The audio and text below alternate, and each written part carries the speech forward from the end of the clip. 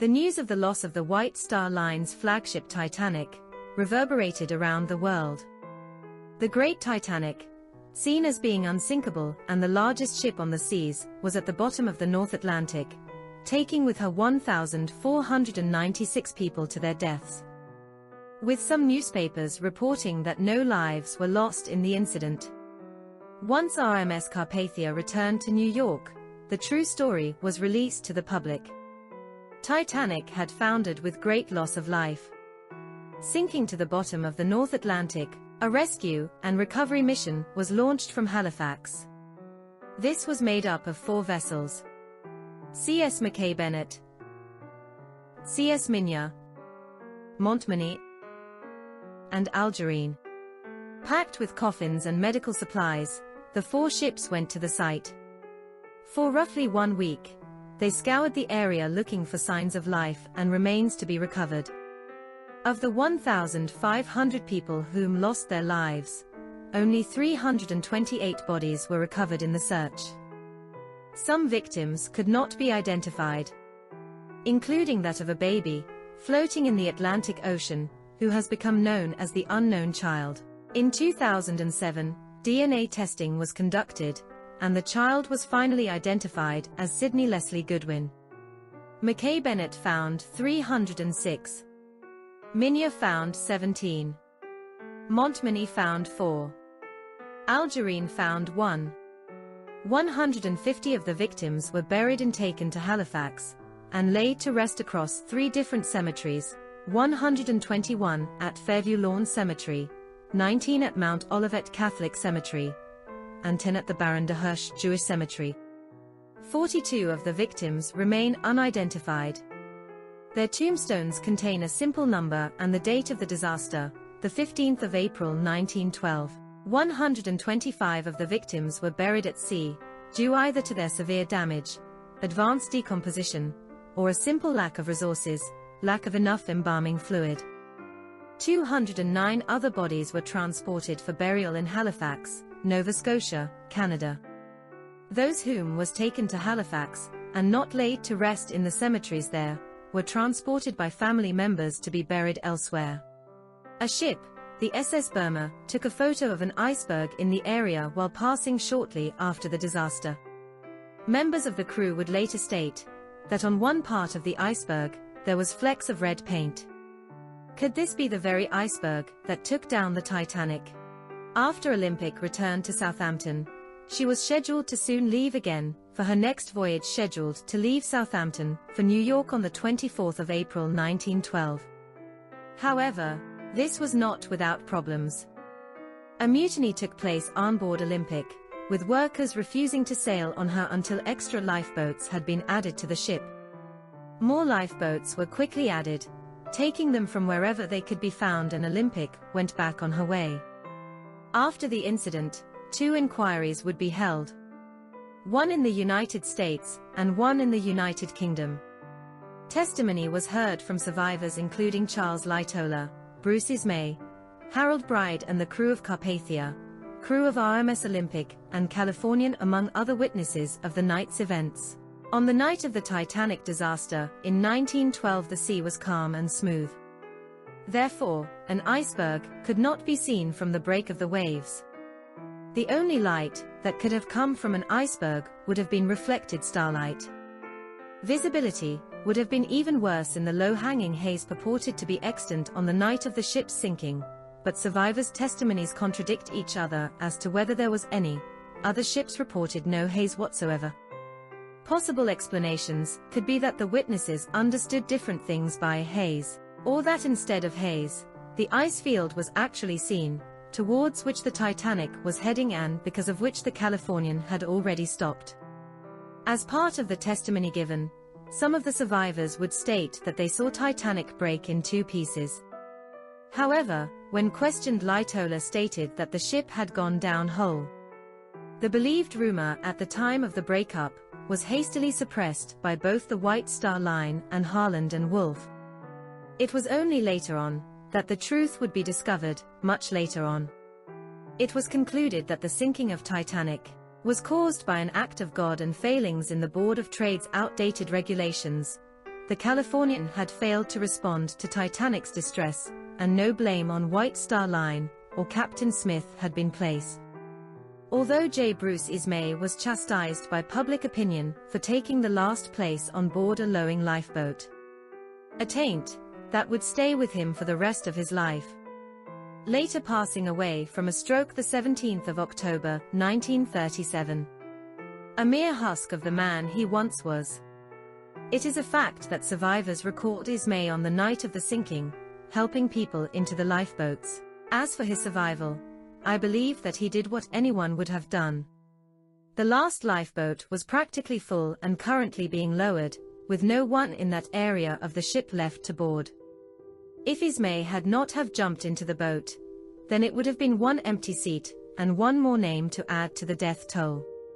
So, should blame really be placed on someone for doing what anyone would have done at that moment? Who's to say that William Murdoch did not order Ismay into the lifeboat? This is just speculation, something that we shall never know. Safety regulations established after the sinking include the mandatory use of the wireless for all ships at sea, the minimum lifeboat capacity equal to the number of passengers and crew aboard, and the implementation of the ice patrol to warn ships of nearby ice fields. Over the following months, more victims would be discovered by various ships.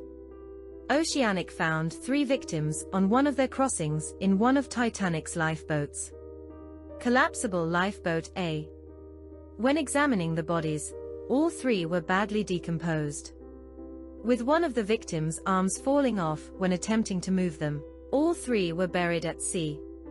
On board were the corpses of 2 firemen from the Titanic's engine room, and that of first-class passenger Thompson Beatty, 37, who was still dressed in his dinner jacket.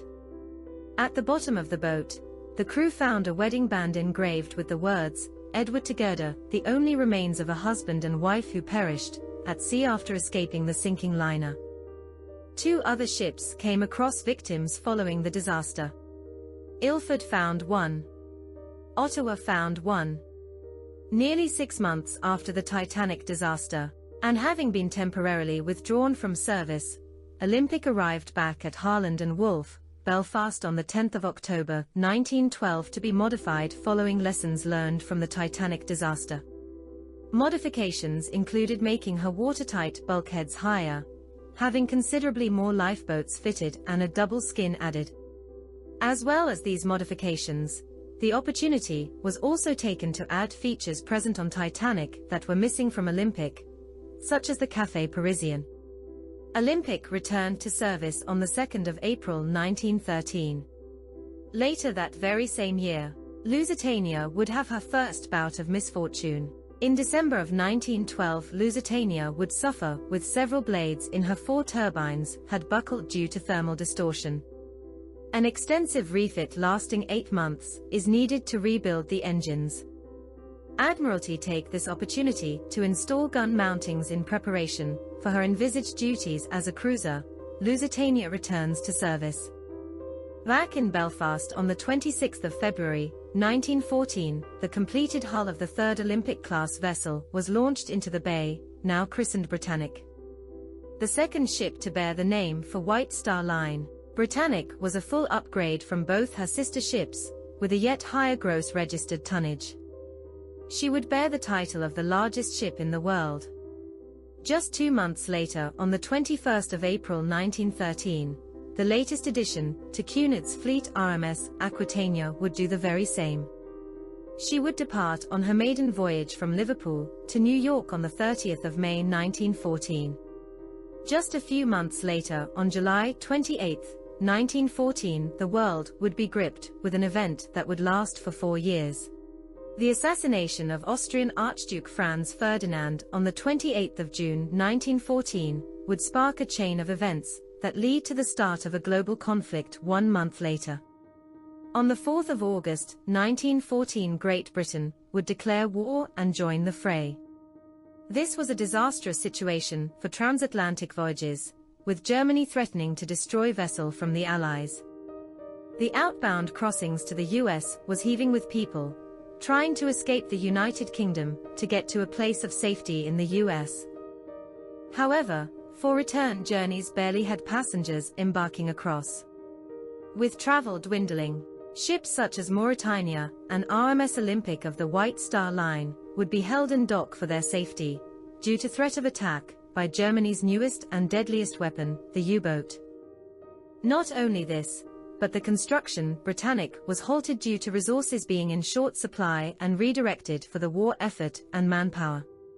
Before her final voyages, Olympic would receive a grey paint scheme and ordered to keep all non-essential lights off during her journeys to make her less of a target to U-boats. The 27th of October 1914, Olympic passed near Lough Swilly off the north coast of Ireland. She received distress signals from the battleship HMS Audacious, which had struck a mine off Tory Island and was taking on water. HMS Liverpool was in the company of Audacious. Olympic took off 250 of Audacious' crew. Then the destroyer HMS Fury managed to attach a tow cable between Audacious and Olympic, and they headed west for Lough Swilly. However, the cable parted after Audacious' steering gear failed. A second attempt was made to tow the warship, but the cable became tangled in HMS Liverpool's propellers and was severed. A third attempt was tried, but also failed when the cable gave way. By 5 p.m., the Audacious' quarterdeck was awash, and it was decided to evacuate the remaining crew members to Olympic and Liverpool. And at 20:55, there was an explosion aboard Audacious, and she sank. Admiral Sir John Jellicoe, commander of the Home Fleet, was anxious to suppress the news of the sinking of Audacious, for fear of the demoralizing effect it could have on the British public, so he ordered Olympic to be held in custody at Lough Swilly. No communications were permitted and passengers were not allowed to leave the ship. The only people departing her were the crew of Audacious and Chief Surgeon John Beaumont, who was transferring to RMS Celtic.